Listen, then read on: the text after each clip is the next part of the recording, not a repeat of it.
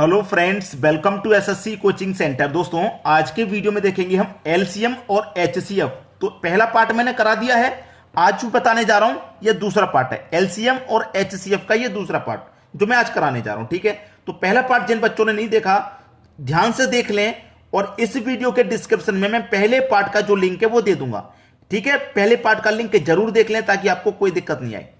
अब चलिए स्टार्ट करेंगे। हमसे कहा गया है कि 2 की पावर 3 गुने 3 की पावर 5 तथा 3 की पावर 3 गुने 5 की पावर 2 का एचसीएफ।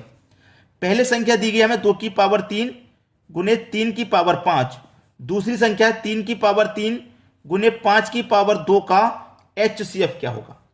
क्या पूछा भाई? एचसीएफ क्या होगा ये पूछा है। क्या होगा देखिएगा, ध्यान से देखिएगा। यहां पे बेस कितना है मेरा? 2। क्या 2 कहीं पे है? कहीं पे है 2, कहीं नहीं है। 2 हमारा कहीं नहीं है तो इसे हटा दो। यहां देखिए बेस क्या है? 3। यहां भी बेस 3 है और यहां भी 3 है, तो मेरा कॉमन कितना आ रहा है? कॉमन मेरा आ रहा है 3। जबकि 5 बेस मेरा कहीं पे भी नहीं है तो इसे भी नहीं लेंगे।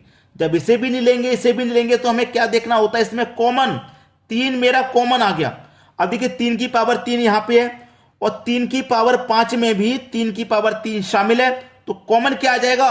3 की पावर 3, क्योंकि 3 की पावर 3 यहां पे है और इस 5 में भी 3 की पावर 3 शामिल है, तो 3 की पावर 3 दोनों जगह से कॉमन आ जाएगा। बस हो गया एचसीएफ। डी ऑप्शन बिल्कुल सही, यही हमारा आंसर हो जाएगा। ठीक है, सभी के समझ में बात आ गई? किसी को कोई समस्या तो नहीं है? आप ये मत सोचना कि इतनी आसानी से करा दिया, इतनी जल्दी करा दिया, तो कहीं ऐसा तो नहीं कि मैं आपको शॉर्टकट के चक्कर में कोई गलत न्यूज दे रहा हूं। ऐसा कुछ नहीं है। इसका जो सही आंसर है वो डी ऑप्शन है। हमारे चैनल पर आपको जादू ट्रिकें सीखने को मिलती हैं, ये बात मैं पहले से कहता हुआ आ रहा हूं। जो बच्चे रेगुलर हमारे साथ पढ़ते हैं, रोज हमारे डेली वीडियोस देखते हैं, उनको मालूम है कि हमारे चैनल पर सिर्फ और सिर्फ शॉर्ट ट्रिक्स सिखाई जाती हैं जो 4 से 5 सेकंड में ही क्वेश्चन को खत्म कर दे। ऐसी ट्रिक्स बताई जाती हैं। तो चलिए अब देखेंगे हम अगला क्वेश्चन। अगला प्रश्न है, 2 सहमूल संख्याओं x और y का एलसीएम क्या होगा। भाई 2 मूल संख्याओं, थोड़ा समझ लीजिए। 2 मूल संख्याएं, संख्या जैसे कि भाई मैं अगर कहूं कि 4 और 5 का एलसीएम क्या होगा, आप कहेंगे सर 20। क्यों होगा? अगर मैं कहूं कि 6 और 7 का एलसीएम क्या करूं, आप कहेंगे सर 42 होगा। मैं कहूंगा कि 9 और 10 का एलसीएम क्या हो जाएगा, आप कहेंगे सर 10 होगा। यानी कि जो संख्या, दोनों संख्या एक ही पहाड़े से नहीं कटती, एक ही संख्या से नहीं कट रही, तो उन दोनों का गुना ही उनका एलसीएम होता है। जैसे कि मैं कहूं कि आप 8 और 12 का एलसीएम बता दूं, तो मैं 8 और 12 का गुना नहीं करूंगा। क्यों नहीं करूंगा? क्यों? 8 मेरा 4 से कट रहा है, 12 भी 4 से कट रहा है। लेकिन यहां कोई ऐसी संख्या थी, ये 4 से कट जाएगी तो ये भी कट जाए, ये 2 से कट जाएगी तो ये भी 2 कट जाए, है ऐसा कोई? ये 3 से कट जाएगी लेकिन ये 3 से नहीं कटेगी, ये 2 से कट जाएगी तो ये 2 से नहीं कटेगी, ये 3 से कट जाएगी तो ये 3 से नहीं कटेगी। लेकिन यहां ये 4 से कट रही है तो ये भी 4 से कट रही है, ये 2 से कट रही है तो ये भी 2 से कट रही है।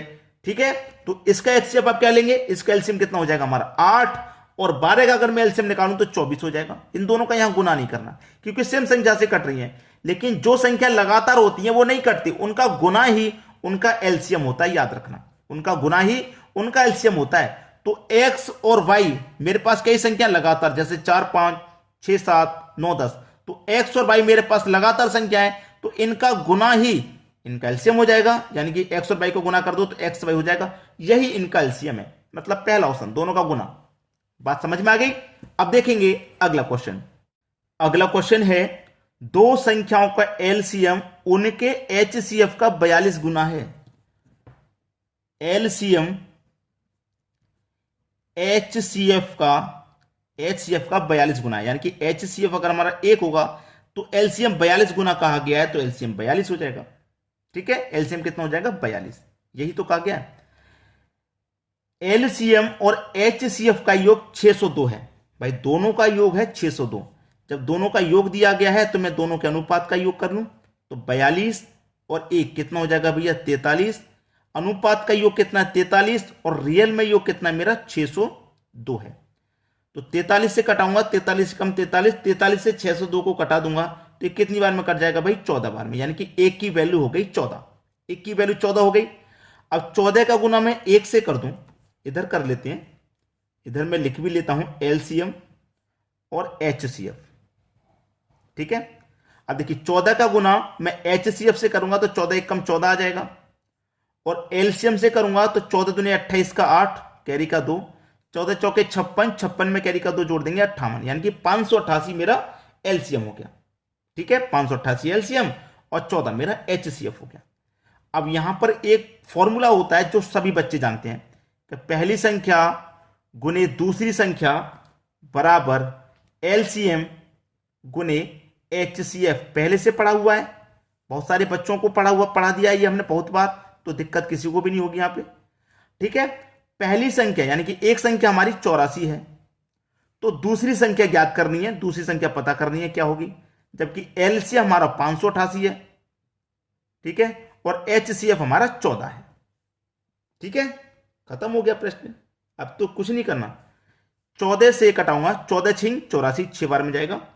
6 से कटा दो इसको तो 6 से कटेगा, 6 निम 54, 4 बचेगा 48, 6 अट्ठे 48, 48 बार में कट गया, 98 बार में। तो इसका मतलब दूसरी संख्या हमारी क्या हो गई, 98, यानी कि 98। खत्म प्रश्न, 98 पहला ऑप्शन बिल्कुल सही जवाब।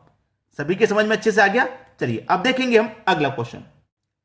अगला प्रश्न है 300 और 500 के बीच की संख्या बताएं तो 8, 6, 8, 10 और 12 से पूर्ण रूप से विभाजित हो। भाई 300 और 500 के बीच में हमें वो संख्या बतानी है जो 6, 8, 10 और 12 इन सब से कटेगी। तो सबसे कटने वाली संख्या क्या होती है, एलसीएम। ठीक है, यानी कि 6, 8, 10 और 12 का हम एलसीएम ले लेंगे तो एलसीएम इसका कितना आ जाएगा, 120 आ जाएगा एलसीएम। ठीक है, एलसीएम हो गया 120। लेकिन संख्या हमसे पूछी है 300 और 500 के बीच में कटने वाली। ठीक है, अब 120 से 120 कटेगा, लेकिन ये 300 से कम है। 240 भी कटेगा, ये भी 300 से कम है।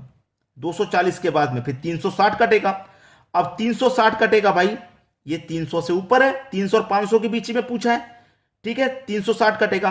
360 के बाद में क्या कटेगा, 480 कटेगा। लेकिन ऑप्शन में देखिए 360 कटेगा और 480, 500 से ऊपर नहीं जाना, 300 और 500 के बीच में ही कटेगा। तो 300 और 500 के बीच में कटने वाली दो संख्याएं 360 और 480। ऑप्शन में देखिए कौन सी संख्या दी गई है, 360, यानी कि डी ऑप्शन सही जवाब। कटने को 480 भी कटेगी, लेकिन दो संख्या हो जाएंगी वो कटने वाली, लेकिन 360 कटने के लिए दी गई है, वही हमारा बिल्कुल सही जवाब हो गया। भाई 120 कटेगा इन तीन चारों से, 120 भाई जिसका एलसीएम 120 आ रहा है उसी के गुणनखंड में तो संख्या कटेंगी। 120 का 2 गुना 120 का 2 गुना 240, 240 हो गया, फिर 3 गुना कितना हो जाएगा 360, 4 गुना हो जाएगा 480। समझ में आ गया। अब देखेंगे अगला क्वेश्चन। अगला प्रश्न है यदि x वह छोटी से छोटी संख्या है जिसे 6, 7, 8, 9, 12 से विभाजित करने पर शेष क्रमशः 2, 3, 4, 5, 8 बचता है तो x का 150% ज्ञात करें। यानी कि अगर मैं 6 से डिवाइड करूं तो 2 बचेगा शेष, यानी कितने का अंतर है, 4 का। देखिए 6 से करने पे 2 बचेगा, कितने का अंतर, 4 का। 7 से करने पे 3 बचेगा, 4 का। इधर लिख लेता हूं मैं, 6 से डिवाइड करेंगे तो 2 बचता है, 7 से करते हैं तो 3 बचता है, 8 से करते हैं तो 4 बचता है, और 9 से करते हैं तो 5 बचता है, और 12 से अगर करते हैं तो 8 बचता है। भाई 12 से अगर करते हैं विभाजित तो 8 बचता है। अंतर देखो, 6 में 2 में अंतर 4 का, 7 3 में अंतर 4 का, 8 4 में अंतर 4 का, 9 5 में अंतर 4 का, 12 8 में अंतर 4 का, यानी कि 4 4 का अंतर है। सभी में से डिवाइड करने पे 4 शेष बचता है। तो हमारे पास सबसे पहले तो इनका हमें एलसीएम ले लेना है। ठीक है, 6 7 8 9 12, 6 7 8 9 12 का जो एलसीएम हो जाएगा वो हो जाएगा 504। ठीक है, 504 एलसीएम है तो उसमें से 4 शेष बच रहा है ना हर बार, तो 4 कटा दो, बचेगा कौन सी संख्या, 500 बचेगी। यानी कि 500 हमारी वो संख्या है जो इन सभी से कटेगी। ठीक है, और 504 वो संख्या है कि इनसे सबसे काटने के बाद 4 शेष बचेगा, इसलिए जो शेष बचने वाला था वो कटा दिया। लेकिन 500 आंसर मत कर देना, क्योंकि 500 आंसर नहीं है, हमसे पूछ रहा है जो हमारी संख्या x है उसका 150% पूछा है। तो संख्या हमारी x का मान कितना आ गया, 500, इसका पूछा है 150%, तो 150% निकाल लो। परसेंट का मतलब बटे में 100, 0 से गया 0, 0 से गया 0, 15 का गुना 5 से कर दो तो 75 हो जाएगा, और एक 0 यानी कि 750। पहला ऑप्शन हो गया प्रश्न का बिल्कुल सही आंसर। सभी की समझ में बात आ गई। चलिए अब देखेंगे अगला क्वेश्चन। अगला क्वेश्चन है 2x² + 5x - का 12 और x square plus x minus 12 का HCF x प्लस ए है, तो ए का मान ज्ञात करें। भाई ये प्रश्न मैं आपको होमवर्क के लिए दूंगा क्योंकि बेसिक क्वेश्चन है।